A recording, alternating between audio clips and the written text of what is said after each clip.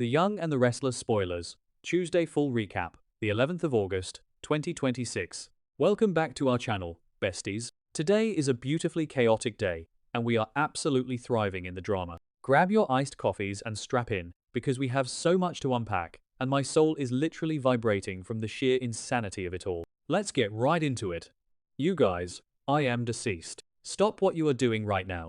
I am literally filming this while I am running errands, because I just had to jump on here and vent before my brain completely short-circuits. You need to sit down, brace yourselves, and prepare for the most insane, world-ending tea ever, because Genoa City has officially lost the plot, and I am totally living for it. I am personally offended by what is happening, yet I cannot look away. We are not just watching this show anymore, we are invested. I am physically vibrating from the sheer audacity of this entire Tuesday, August 11th episode. It is giving major I cannot even energy, and we are spilling all the tea right now. Wait, backtrack for a second, I missed a step. Let us talk about the absolute cinematic mayhem that is Victoria Newman and Kyle Abbott. Bestie, be for real right now. Are we actually doing this? Are we straight up trauma bonding our way into the most taboo, forbidden romance of the century? I am literally hyperventilating right now just thinking about it. We all saw that forbidden kiss they shared, which is honestly so unhinged, but now they are taking it to a whole new level of emotional intimacy, and I am screaming into my pillow. Kyle has officially realized he has way more in common with Victoria than he ever did with her daughter, Claire. Let that sink in. He is vibing more with the mother than the daughter. Send help. My soul has actually left my body. I was mid-skincare and smeared charcoal mask all over the rug when Victoria and Kyle started having this deep, intense heart-to-heart. Did I say that yet? Ugh, my brain is mush. Moving on, but seriously, the psychological layers here are astronomical. Victoria completely understands Kyle in a way Claire genuinely never could. Victoria grew up as the golden child of a massive, wealthy, highly dysfunctional family. She knows exactly what it feels like to have the weight of a legacy on your shoulders. And let us not forget the absolute wildest part of this lore. Jack Abbott was Victoria's stepdad during some of the best years of her youth. The Freudian implications are literally sending me into orbit. Oh, hold on. I should have mentioned this earlier, but the way they are bonding over their mutual hatred for Victor Newman is straight up poetry. Kyle is refusing to drop his revenge plot against Victor because of what Victor and Patty Williams did to his parents. And instead of defending her father like she usually does, Victoria actually gets it. She understands the pressure. She understands the rage. And then, right in the middle of this high-octane psychological masterpiece, where the stakes are astronomical, Victoria drops a massive secret on Kyle. A secret he never, ever expected. What is it? Is she plotting against Victor too? Is she confessing her own dark, twisted feelings? I am literally shaking. Wait, I'm glitching. Okay, back to the main event. But first, can we just talk about Victoria's power suit in this scene? The tailoring was genuinely impeccable, like a razor-sharp navy blue moment that just screamed corporate dominance, and the way the lighting caught Kyle's hair okay, snapping back to the main tee. The sheer betrayal of it all is what is sending me over the edge. Claire is walking around, existing, breathing, completely unaware that her mother and her ex-boyfriend are sharing deep, dark secrets and swapping spit in the shadows. They are officially on my do not perceive list. I am so done, manifesting a total dumpster fire by the next update when Claire finally finds out. I am calling it, the villain arc is about to go nuclear. Now, speaking of people who are officially on my do not perceive list, let us pivot to Devon Winters. Bestie, I cannot even with this man right now. He has been moping around his giant, gorgeous penthouse for weeks, literally weeks, and I am so over his energy. He has been shutting Abby out, refusing to communicate, and basically acting like a dark cloud hovering over the entire Chancellor Winters legacy. And why? Because he is still completely spiraling over Mariah Copeland kidnapping Dominic. Yes, it was traumatic. Yes, it was a massive deal. But Devon's inability to process his rage is straight up destroying his marriage. And don't even get me started on the vibes, they are completely toxic.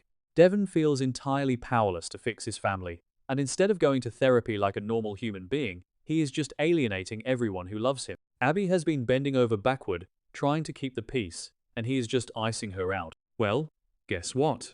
The brooding era is apparently over, because Devon is gearing up to drop a massive, life-changing announcement on his family. He has finally decided he is ready to talk about why he is so deeply upset, what he intends to do about it, and exactly how he demands everyone react to his newest whim. The sheer arrogance.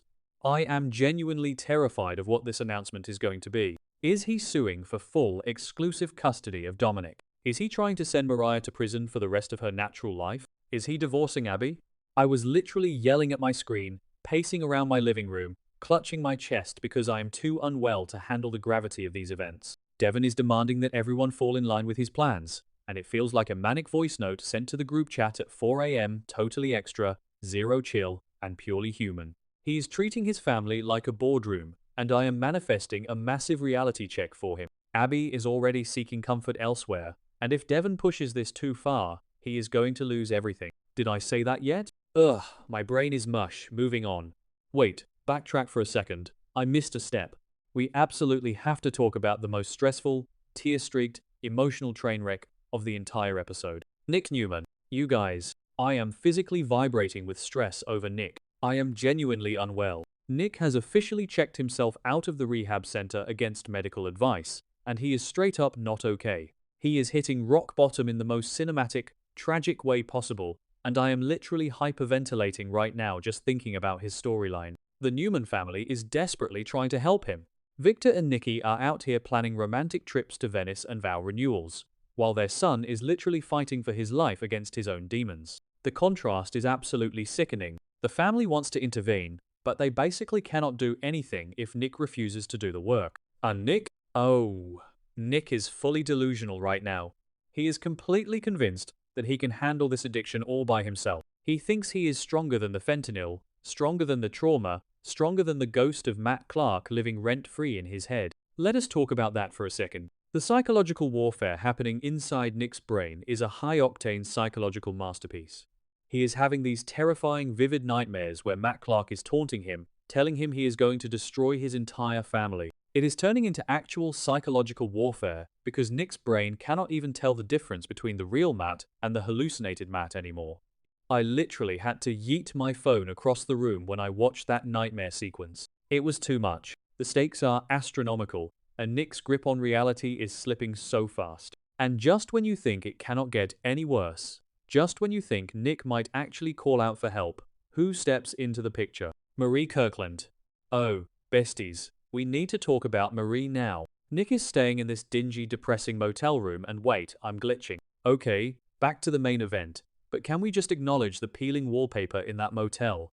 It was giving straight-up 1970s horror movie aesthetics. Like the set designer deserves an Emmy for making me feel physically itchy just looking at it. Anyway, back to the tea. Nick is in this awful room, and he meets a new friend, Marie Kirkland. She knocks on his door, claims she heard him screaming from his nightmares, and offers to be a friendly ear. But let us be real right now. Marie is not a sponsor. Marie is not a therapist. Marie is a massive, walking red flag. Nick is desperately looking for a lifeline, and he thinks he has found one in this mysterious woman who is willing to share his burden. But the tea is that Marie might not actually have Nick's best interests at heart. If she is a fellow addict, which the vibes are heavily suggesting, this is not a support system, this is an enabling disaster waiting to happen. I am calling it right now, this new friendship is going to drag Nick down into a hole so deep he might not ever climb out. He is actively pushing away the people who genuinely love him, Sharon, Victoria, Adam, and replacing them with a total stranger who is probably going to hand him his next fix. It is a messy, unfiltered, emotional train wreck, and I am watching it through my fingers like a horror movie.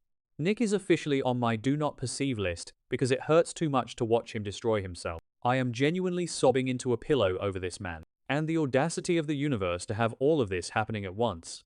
We have Victoria and Kyle crossing every single boundary known to man, trauma bonding over their daddy issues and sharing massive secrets, while Claire is completely in the dark. We have Devon acting like a total dictator, preparing to drop a nuclear bomb on his family because he cannot process his own trauma. And we have Nick Newman, the former golden boy, spiraling into the abyss with a mysterious enabler in a cheap motel. I am literally shaking. My soul has actually left my body. This specific combination of storylines has personally attacked my soul, and I am not okay. I am so deep in the lore right now that my grip on reality is slipping, making it absolutely clear that this situation is now my entire personality. How are we supposed to just go about our daily lives knowing that Genoa City is currently a ticking time bomb? Let us circle back to Victoria and Kyle for one more second. because my brain is still visibly buffering from the sheer audacity of this plot. Victoria is the co-CEO of Newman Enterprises. She is a mother. She is a legacy. And Kyle is Kyle. He is reckless. He is currently making dangerous deals with literal psychopaths like Patty Williams, and he is so deeply traumatized by Victor that he is basically a live wire. The fact that Victoria is leaning into this instead of running away is straight up wild. She is seeing a whole new side of him, a side that is raw and angry and vulnerable, and she is matching his freak. She is matching his freak, you guys. When she told him that secret, the look in her eyes was pure, unfiltered chaos. It is like she is finally taking off the perfect Newman mask and letting someone see the messy, complicated woman underneath. And the fact that it is her daughter's ex-boyfriend? I cannot even. I genuinely cannot even. If Victor finds out about this, the fallout is going to be biblical. Victor is already on a warpath about the Newman media sale. He is already furious about Patty Williams, and if he finds out his precious daughter is swapping spit and secrets with an abbot, manifesting a total dumpster fire. The villain arc is going to be legendary. And honestly, where is Claire in all of this? She is probably off somewhere being sweet and supportive, completely oblivious to the fact that her entire world is about to shatter. I feel so bad for her, but at the same time, I am totally living for the drama. It is giving major high-stakes soap opera excellence, and I am here for every single messy second of it. Meanwhile, Devon is about to ruin Abby's life with whatever this announcement is. I just know it. He has been so cold, so distant, and so wrapped up in his own pain that he cannot even see how much he is hurting her. And Abby? She is fragile right now. She just went through the trauma of having Dominic kidnapped again by Patty and Markham. She needs a partner, and Devon is acting like a judge, jury, and executioner. If he announces something crazy, like trying to take Dominic away, or pushing for maximum prison time for Mariah despite her mental illness, it is going to tear the entire Chancellor Winters and Newman Abbott families apart. And then there is Nick. Sweet broken Nick. I cannot stop thinking about that motel room. The isolation. The desperation. The way he looked at Marie like she was an angel sent to save him, when we all know she is probably the devil in disguise. The psychological thriller aspect of his addiction storyline is genuinely terrifying. The show is not pulling any punches. They are showing the ugly, raw, horrifying reality of addiction, and it is breaking my heart into a million pieces. I am literally hyperventilating again just wrapping this up. I need to go lie down. I need to process this. I need to send a frantic voice note to the group chat, because I am physically vibrating from the stress of it all. Genoa City is a mess. These people are my problematic besties, and I am strapped in for the ride until the wheels fall off. Stay tuned, you guys, because I am calling it now. By next week, everything is going to explode, and we are going to be right here, spilling all the tea and screaming into the void together. Send help!